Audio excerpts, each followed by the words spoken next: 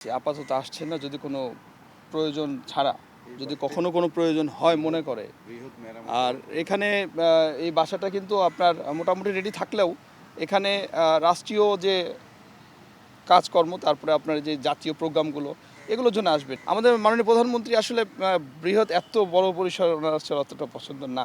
উনি যে ছোট পরিসরে থাকে, ওই ছোট আকারে এবং নিজের ইয়েতে, এটাই মনে হয় সে স্বাচ্ছন্দ্য বোধ করে। ঈদের দিন আমাদের প্রিয় নেতা প্রধানমন্ত্রী জনাব তারেক রহমান, উনি জাতীয় ঈদগাহে নামাজ আদায় করবেন রাষ্ট্রপতি, মহামান্য রাষ্ট্রপতির সঙ্গে। মহামান্য রাষ্ট্রপতি চলে যাওয়ার পরে উনি এখানে আসবেন। এখানে দেশীয় রাজনৈতিক এবং বিভিন্ন কূটনৈতিক, তারপরে আপনার অতিথি, জাতীয় ইন্টারন্যাশনাল অতিথিও থাকবে, সবাই থাকবে। তাদের এখানে আপনার সাক্ষাৎ হবে। আর আমার এখানে সাক্ষাতের পরে যে কিছু আয়োজন করা হয়েছে খাবার দাবারের, এবং সবচেয়ে বড় হচ্ছে কুশল বিনিময়টা হচ্ছে বড় মূল ইয়ে। আর এখানে আপনারা দেখতেছেন তো সব আয়োজন মোটামুটি কমপ্লিট। এখন যৎসামান্য যে ফিনিশিং কাজগুলো চলছে, আমরা আশা করছি সব সুন্দরভাবে আমরা সফল করতে পারবো। তাই এলো ইনোভার, যেন আপনি লাইফে থাকেন রেডি প্রতিদিন। Innova, designed for now. মোটামুটি কত সংখ্যক অতিথি আসবেন? এখানে আমরা 4000 দাওয়াত দিয়ে আছে, 4000। হ্যাঁ, আর এরপরে হয়তো কিছু অনুরোধে ঢুকতে পারে আর কি, এই আর কি। 30-31 বছর পর আমরা দেখি যে সরকার প্রধানমন্ত্রী হিসেবে ঈদগাহে নামাজ পড়তে যাবেন এবং সবার সাথে কুশল বিনিময় করবেন। এটা নিয়ে আসলে কি বলা আছে? এখন বর্তমানে বাংলাদেশের জনপ্রিয় আমাদের প্রধানমন্ত্রী জনাব তারেক রহমান, কিন্তু এখন আপনাদের একটা জিনিস কি, এতদিন আপনারা প্রধানমন্ত্রী পেয়েছেন হচ্ছে ফিমেল, হ্যাঁ, এবার পাচ্ছেন হচ্ছে আমাদের সঙ্গে একজন পুরুষ প্রধানমন্ত্রী।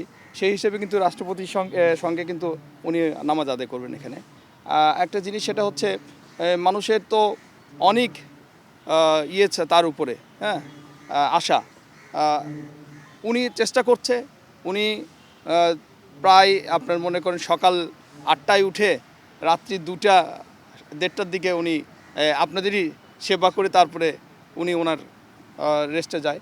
এখন ঘটনা হচ্ছে উনি সব সময় সচেষ্ট আছে, এখন দরকার হচ্ছে শুধু আপনাদের সহযোগিতা। আমরা দেখছি যে ঈদকে কেন্দ্র করে চাওয়ালা থেকে শুরু করে সব জায়গায় প্রধানমন্ত্রী ঈদ উপহারগুলো পৌঁছে যাচ্ছে। আসলে এটাও একটি নজির তৈরি হচ্ছে কিনা? ইনশাল্লাহ, মানে ওনার যে পরিকল্পনা এবং ওনার যে সব সেক্টরের জন্য কাজ করে, এটার প্রমাণ আপনারা পাচ্ছেন। অনেক জিনিস কিন্তু আমি প্রেস উইঙ্গে আছি, আমিও কিন্তু অনেক সময় আমিও বুঝি না যে উনি একটা কাজ করে ফেলছে, এরকম ইয়ে হচ্ছে। আর একটা জিনিস সেটা হচ্ছে এই রাস্তার ভিক্ষুক থেকে শুরু করে, হ্যাঁ, এখন আপনার একেবারে উপর লেভেল পর্যন্ত যারা বিপদগ্রস্ত তারাও কিন্তু ওনার হেল্প পাচ্ছেন। এবং সরাসরি আপনারা জানলে অবাক হবেন, কালকে বগুড়া একটি সড়ক দুর্ঘটনা হয়েছে, এটা আমার নলেজে ছিল না। আমি একটু ব্যক্তিগত কাজে একটু ছিলাম, ব্যস্ত ছিলাম। হঠাৎ আমি জানলাম বগুড়ার জেলা প্রশাসক থেকে যে উনি একটি শিশু, মানে ব্রেন আঘাত পাইছে মাথায়, উনি হসপিটালে। ওনায় কীভাবে ঢাকায় আসবে, কোন ডাক্তার দেখবে, কোন হসপিটালে নিবে, এগুলো তদারকি সে করতেছে।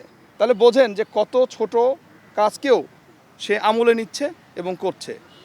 তা আপনারা বোঝেন, শুধু এইটুকু উদাহরণ দিলাম, আর উপরগুলো তো বাদই দিলাম।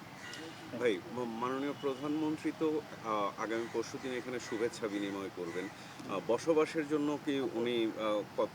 আপাতত আসছেন না, আমি গতকাল কিছু সাক্ষাৎকারে বলেছি, আপাতত আসছেন না, যদি কোনো প্রয়োজন ছাড়া, যদি কখনো কোনো প্রয়োজন হয় মনে করে।